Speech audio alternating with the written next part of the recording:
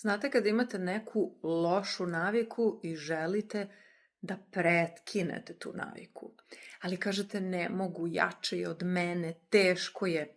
Zapitajte se jednu ključnu stvar.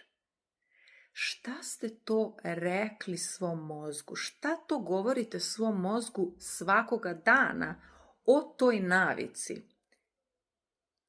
Pa je vaš mozak toliko magnetski privučen tom navikom. Na primer, ako hoćete da prestanete da jedete preterano slatkiša, a ne možete, teško je, šta to govorite svom mozgu svakoga dana o slatkišima, što čini da je vaš mozak toliko opsednut slatkišima?